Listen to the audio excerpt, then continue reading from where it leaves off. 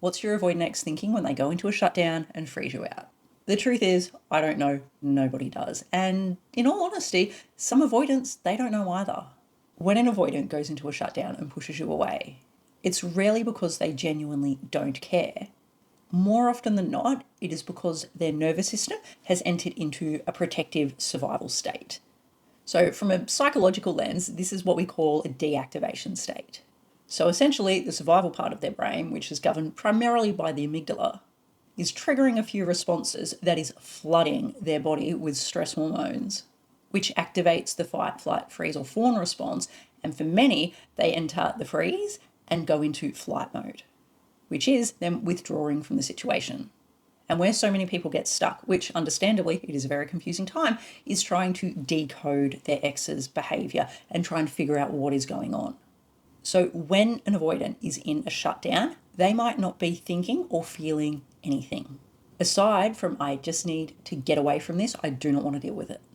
And whilst for many it is not an intentional rejection, it's almost like an automatic form of self-protection. Does it make it okay? No. Is it healthy? Absolutely not.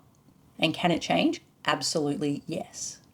And what many people do when an avoidant is in this state, they push and they want answers. And then you find that you're meeting more and more resistance from them.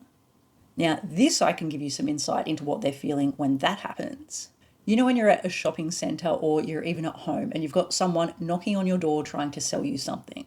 So you're minding your own business, either at the shops or at home, and then you've got someone that is trying to force a sale on you. You have no interest in that interaction and they are just talking at you, and you can sense that there is something that they want from you, which is a sale. And internally, you're just going, fuck right off. I have no interest in this interaction. That feeling is very common to be happening when you are trying to seek answers from an avoidant when they are in the shutdown. And you'll see them pushing harder and harder to keep you away. Again, not healthy, not helpful. And this is why the best thing that you can do if you're on the receiving end of an avoidant abruptly withdrawing from the situation is reaching out to those around you who are emotionally safe, friends, family members, a mental health professional.